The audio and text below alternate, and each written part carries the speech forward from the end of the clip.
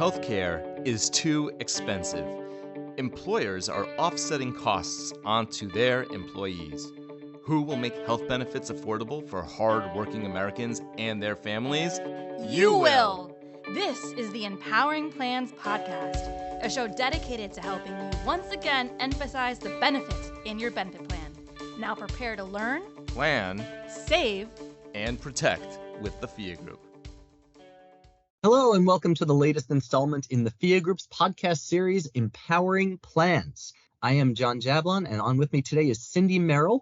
We are both attorneys from the FIA Group. If you have not had the distinct pleasure of dealing with one or either of us, I highly recommend it. We are both fantastic people. So Cindy, I want to talk today about offsetting. And we look at it in various contexts, in various parts of FIA. And I know that you guys have it in Subro. I know that it's available as a remedy of sorts in the subrogation realm because, of course, there are certain, I don't know if I could call them debts. I don't know. You think debts is a fair word? Well, so I like to think of offset in the Subro world as a self-help remedy for health plans when members fail to meet their obligations through Subro. So offset to me, although it's not one of our favorite remedies out there, we'd prefer everybody play nice and work out a reimbursement back to the health plan.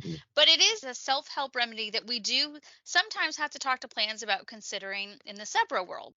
Conversely, I know that you guys have a different outlook on offset sometimes. Yeah, well, it's really interesting because there's such a stark dichotomy between offset in the Subro world and offset in the overpayment world. And the reason for that, I think, is because in the Subro world, when there's a lien, it's because essentially there's been a double payment. So the plan needs to recover money. And so the money is actually owed to the plan. I mean, this is well established in the law.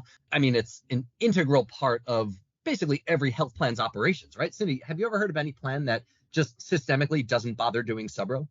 No, it is a wonderful cost containment tool for health plans. And I have really enjoyed Subro and the various routes that we can take to get that recovery back to the health plan. So yes, subrogation is so popular. Yeah, it's interesting that you call it a cost containment tool, and I 100% agree, and it certainly is. But Subro is one of those things that's so ingrained into the fabric of insurance, and especially self-funded insurance, that I think most people don't even think of it as a cost containment tool. They just think of it as a part of the plan.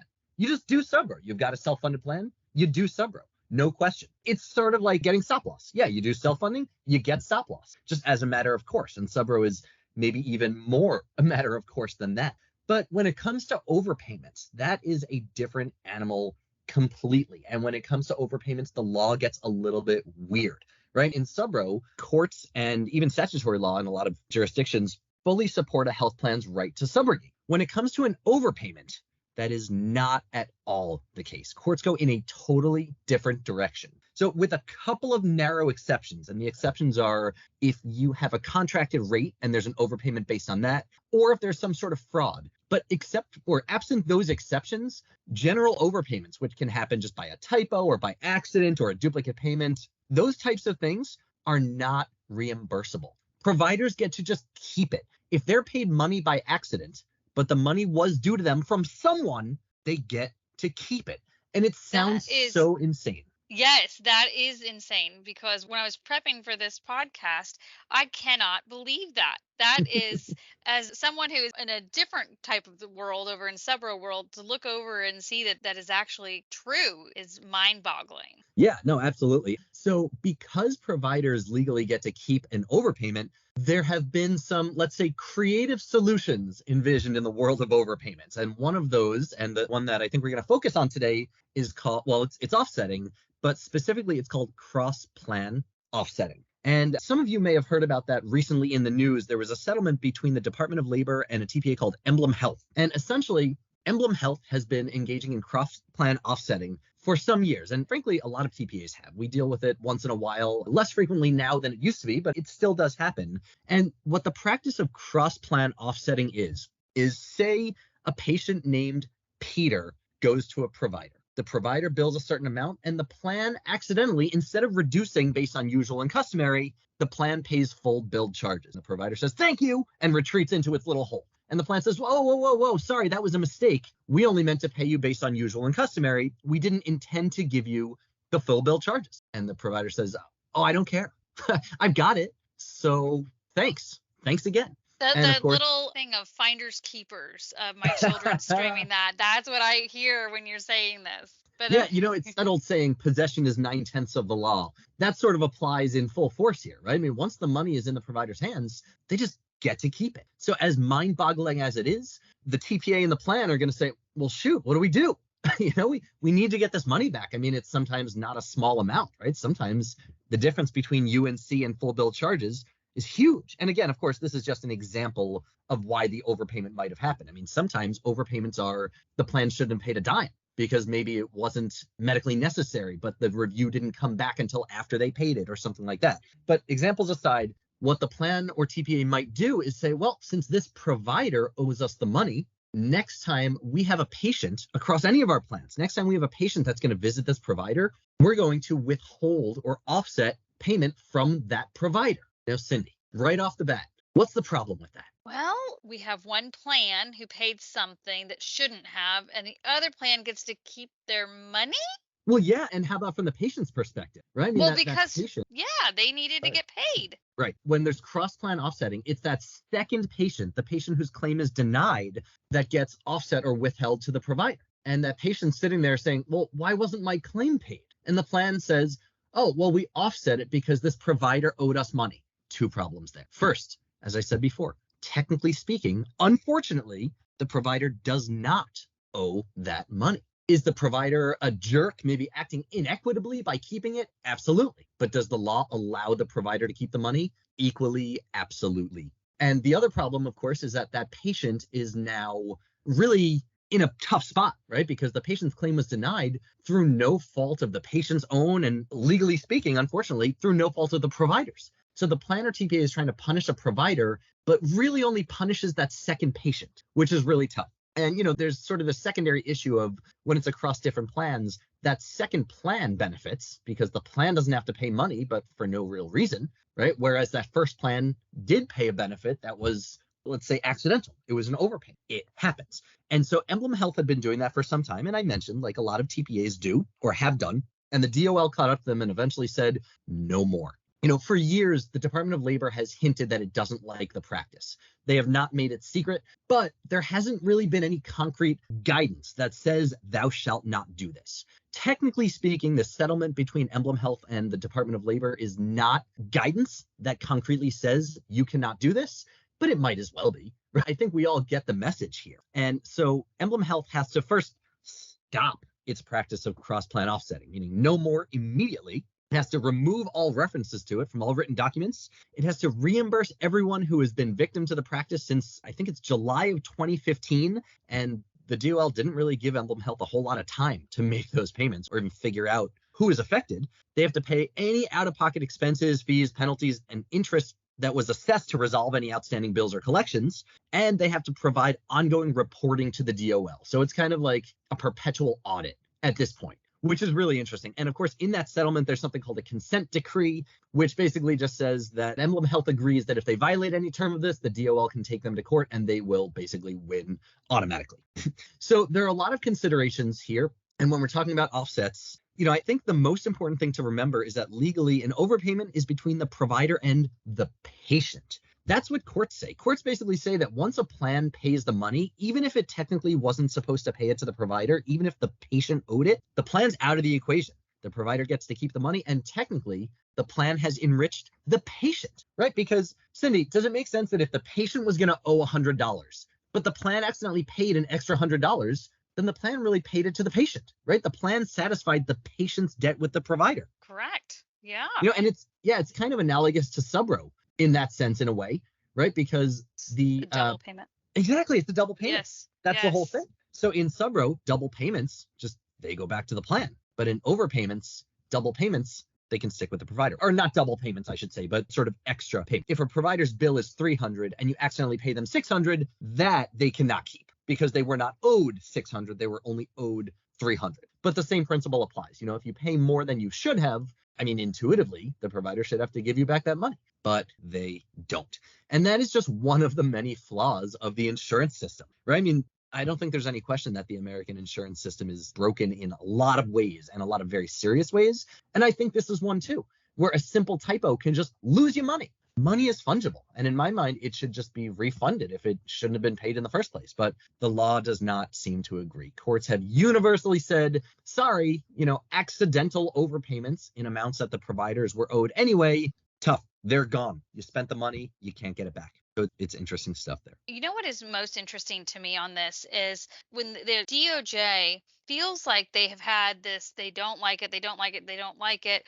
And we got our person, we're going to make this the example. And it seems pretty harsh in that making Emblem refund all of these patients and do all of this in such a short amount of time is a very drastic step, in my opinion, in that this is not just unique to this one TPA, and that it seems to be just a practice that has been occurring for years and years and years. And this just so happens to be the one that is going to be the example. But it is a big example for all TPAs. Yes, absolutely. That's a great point. The Department of Labor, I don't want to say that they worked swiftly because I think this has been ongoing for a long time, but the settlement occurred in maybe very late September or early October, and EmblemHealth only has a couple of months to do all this. And it's a bit unusual for the DOL to require such swift timeframes in our experience, right? I mean, when we look at something like the Mental Health Parity and Addiction Equity Act, right? I mean, the Department of Labor is doing audits, but they are slow as molasses. And when they require things of plans,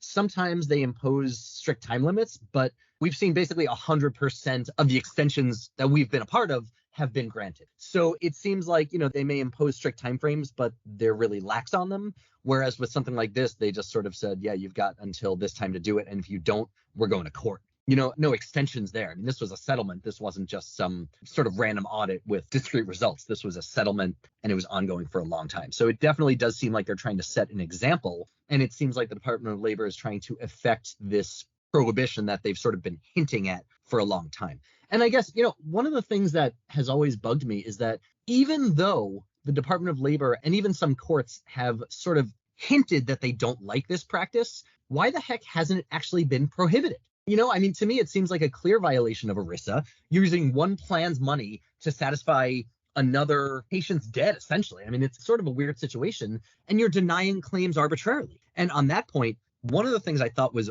really, really interesting about this settlement when I was reading through the pages and pages and pages of documentation, I was curious how EmblemHealth denied the claims. What did they put on the EOBs? And I found the remark code buried in the settlement. It's, and I'm going to quote here, 860 adjust/void claim -abnormal -effects 1099 AMT ampersand not remits. What am I even reading? Clear as mud. Yeah, right? I mean, when you're a patient and you get that on your EOB, I mean, EOBs are confusing enough to lay people to begin with, right?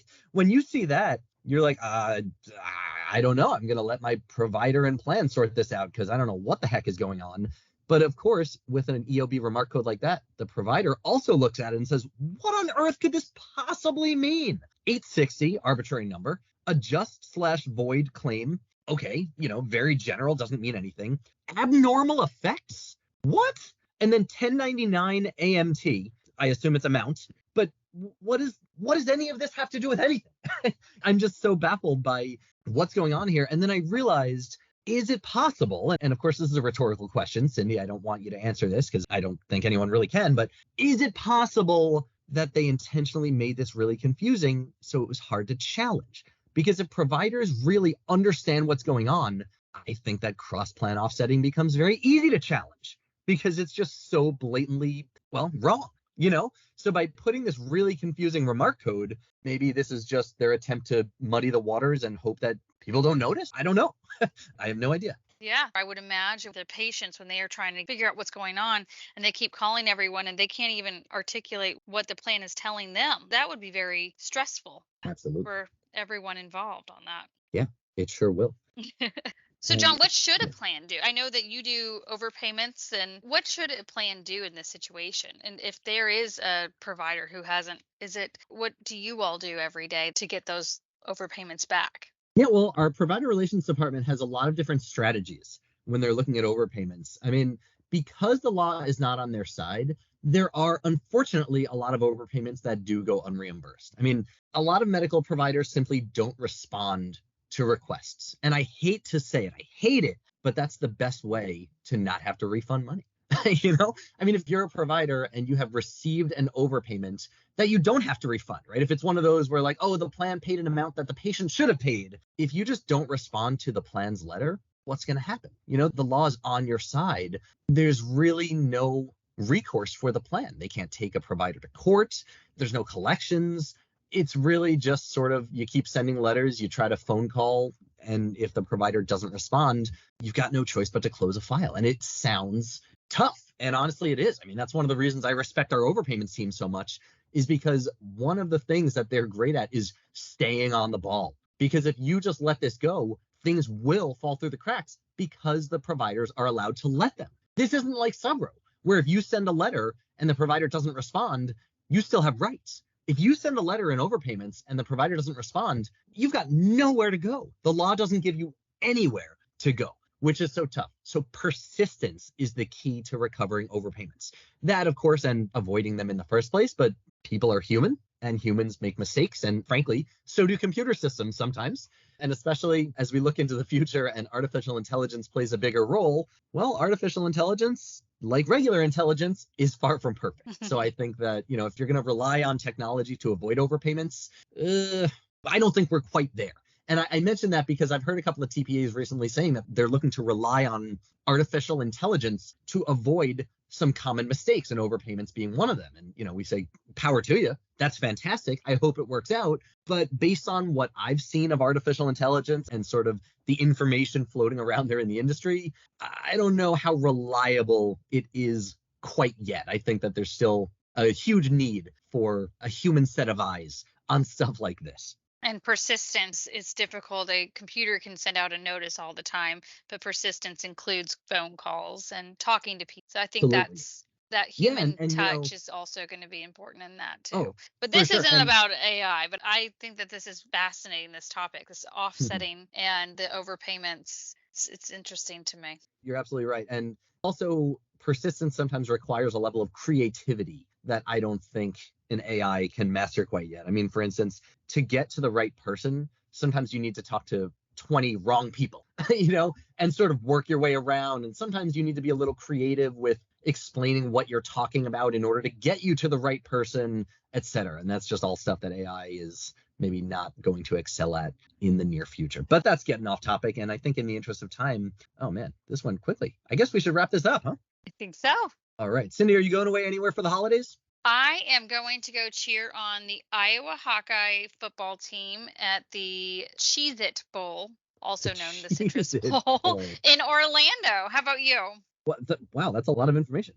I'm driving down to Virginia to see some family with my wife and kids, so that should be fun. That sounds lovely. So with that, I guess we should let everybody get back to their days. Thank you so much for listening. Of course, as always, if you've got any questions on any of this or anything else, please reach out to us. You can reach us at, well, if you've got a dedicated account rep, reach out to them. And if not, you can reach us at pgcreferral@fiagroup.com. Or if you're an ICE client, ice-email@fiagroup.com. Cindy, thank you so much for joining. This was great as always. Cindy Merrell, I'm John Jablon, and we'll talk soon. Thanks, everybody. Thank you.